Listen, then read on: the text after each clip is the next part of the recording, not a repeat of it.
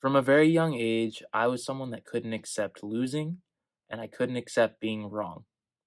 Whether it was playing outside with friends and changing the rules in a wiffle ball game, or getting a grade in school that I didn't agree with and arguing with the teacher over what was correct, I always had to be right. And for a while, this was something that didn't actually cause a lot of pain in my life. But once I discovered gambling, that all changed. My name is Rob, and I'm a recovering gambling addict. I made my last bet on November the 12th of 2022, and now I'm here to share my story with you. I've shared it before, and some of you might have seen that, but today I'm going to dive into a little bit further detail than I've ever done before on camera because I really truly want you to avoid going down the same path with your life that I went down with mine. So let me start from the beginning. Well, the beginning of my gambling. So I was 18 and I'm from New Jersey. So as soon as I turned 18, I knew exactly what was waiting for me: daily fantasy sports. For those of you that are unfamiliar with what that is, it's essentially that you can draft a lineup of players the same way you would do with a full length fantasy football season, except your season plays out in one night. So for me, I really enjoyed drafting basketball lineups, and I loved to watch the NBA. So, as soon as I was able to, I put in money and I started to gamble on those games. And yes, I mean gamble, because daily fantasy sports is basically just doing player props, except they're all stacked together into one lumped bet. But I really found some success with it in the beginning, and it convinced me of a couple things. It convinced me that one, this is profitable. Two, I'm good at this, and I am continuously proving myself to be correct. And three, I would only continue to get better as I watched more games and learned more about the sports that I was putting money on. That did not work out. I can tell you that. Spoiler alert for the rest of this video. But essentially, in the beginning, I was winning. And I couldn't see the drawback. I knew I could lose money, but at the same time, I was so confident in my ability to make more than I lost that I kept going back. And that confidence is what convinced me to say yes when asked by a friend if I wanted to get a bookie. For those of you who don't know what a bookie is, it is a sports book but run by an individual person or group of people rather than a commercialized entity like FanDuel or DraftKings. And with bookies, most of them function on the same type of system, a credit system. You don't have to pay them up front. You have to place your bets, and if you're up money at the end of any given period, then you send them a request or you ask them for cash. And if you're down money, they send you a request or come to you to get cash. And I had very low limits at first. And again, as an aside, I don't talk about the dollar amounts that I lost because if I share the amount that I've lost and you've lost less, you may tell yourself that you're not as bad as me, and you can keep going until you get that bad. I just don't want to give people a reason to go back. As you'll find out through the rest of this story, my experience with gambling was pretty terrible, and I don't recommend that anyone follows that path.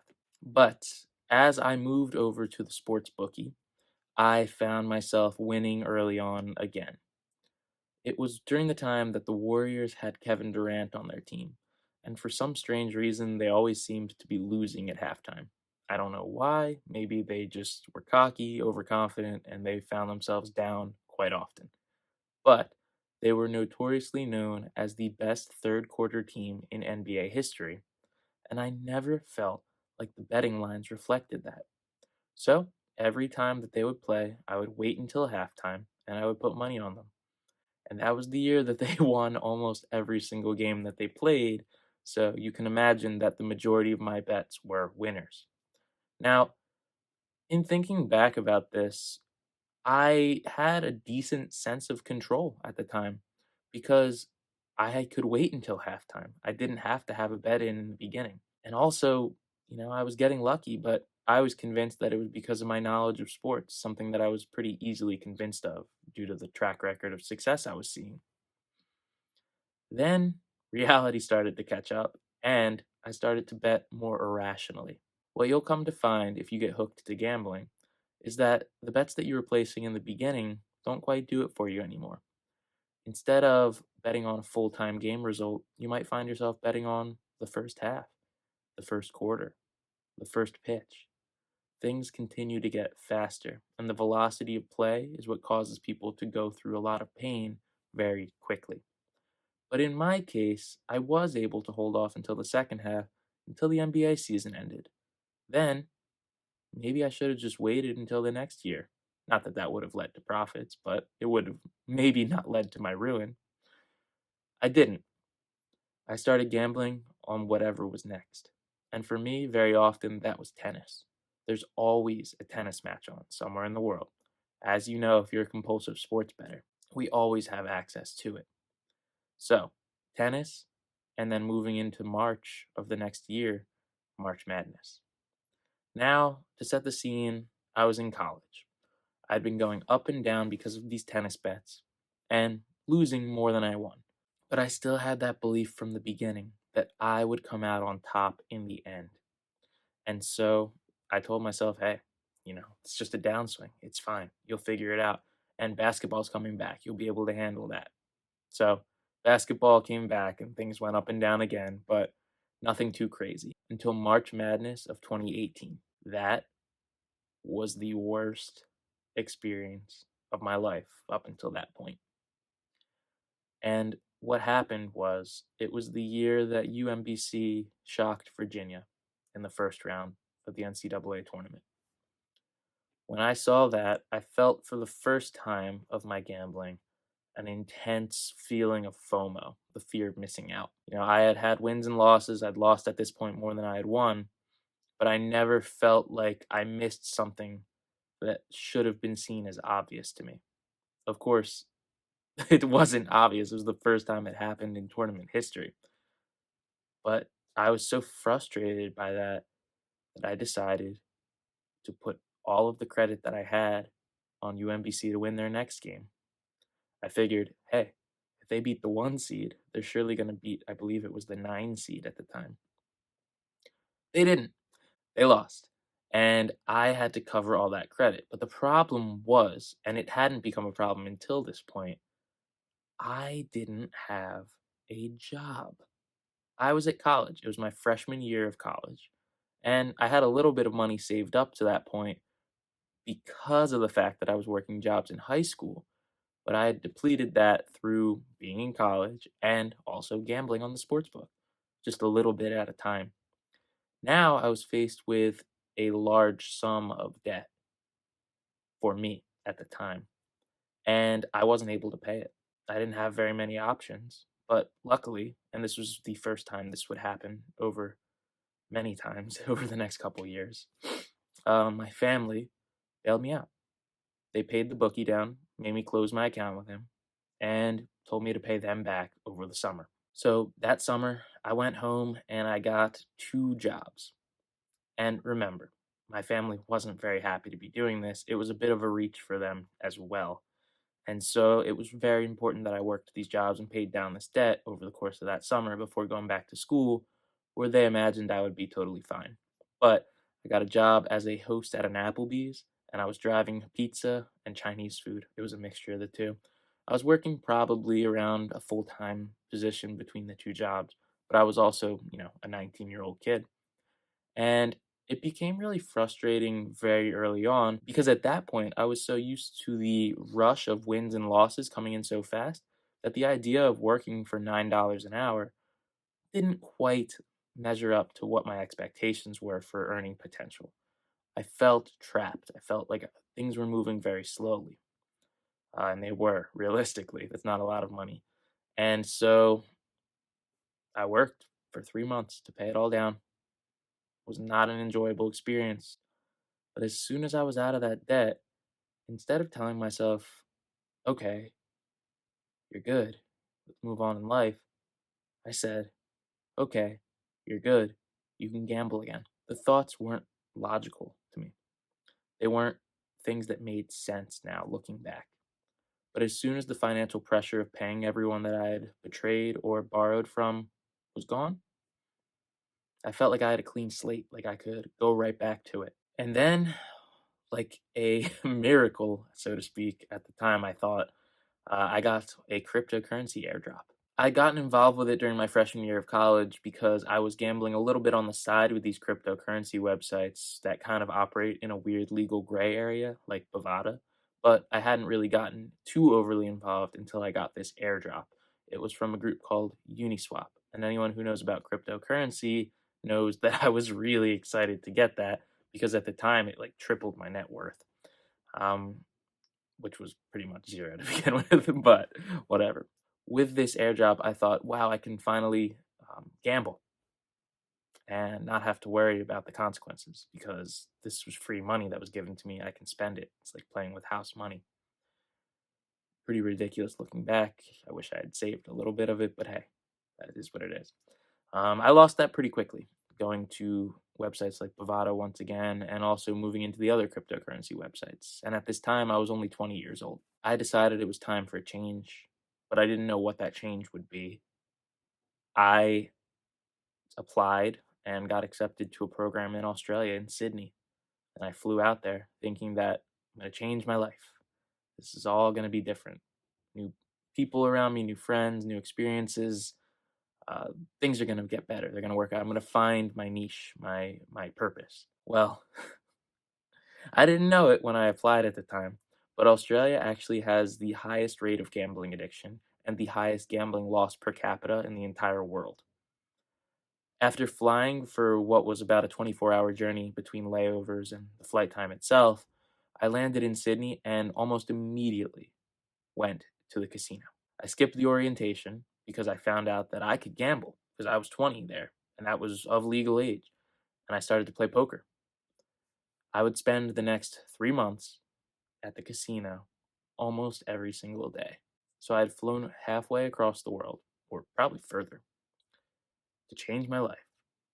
And yet, I was just living the same life in a different country, constantly chasing the next big win gambling.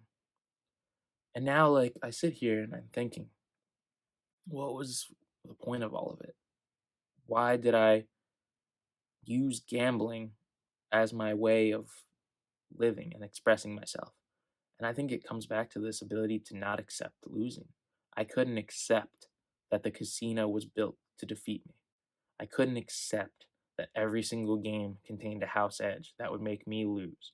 I couldn't accept that I couldn't outsmart someone else. And that sense of competition that it lit in me kept me going back for more. I wanted to beat the bookie. I wanted to beat the house. I wanted to be the greatest gambler in the world to prove that it could be done. And that didn't stop in Australia either. After coming home because of what happened in 2020, I then turned 21 years old. And from there, you can imagine how I spent the lockdown. I was spending a ton of time playing poker online, betting on casino games. There were very few sports, but the ones that were on, like Korean baseball, I was gambling on constantly when they were available. All the way until the end of lockdowns. That was pretty much how I spent every single day for the entirety of the day. Then it was time to make another change in my life. I took trips with my friends to Europe using the little bit of money that I had that I'd been able to keep over the course of all these years and thought, man, like I'll spend this time in Italy or in Amsterdam and it'll change my life. I'll find so much culture, so much different experience. Well, in Italy, I spent a lot of time gambling on my phone, the same in Amsterdam, spinning away at slot machines, picking sports bets online, and losing the bit of money that I had left. In fact, I had to use credit cards on those trips because I had run out of money because I was gambling there. It's a common theme that I experienced throughout my entire adult life that no matter where I went trying to find change, trying to make a change, a couple of hours, a couple of days would go by and I'd find myself right back in the same old destructive habits. That led up until when I first found out about Gamblers Anonymous.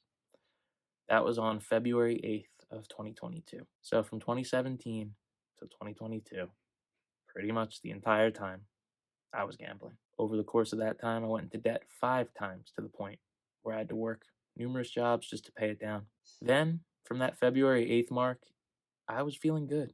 Everything was going great. I found my group. I found a way to feel better, to find purpose in my life beyond gambling until I got bored. I didn't really find purpose in my life. What I actually found was another challenge. And for a while that worked. The challenge was don't gamble. But then you try to figure out how to measure your worth by not doing something. Measuring a negative is really difficult. Days clean, a great tracker, but it can't be your measure of value in your life because it's just a part of your life. It's not the entire thing. I didn't realize that. And I started to feel tempted. And on November the 12th of 2022, if you'll remember the date that I placed my last bet, I fell into that temptation. I placed a sports bet in the morning, it won, I felt guilty, and I wanted to cash it out immediately. So I drove to the casino to try to get it at the cage so I wouldn't have to wait for any transfer period. They told me I'd have to wait for 24 hours. But now I was in a casino, I had just gambled and lost my streak of 9 months.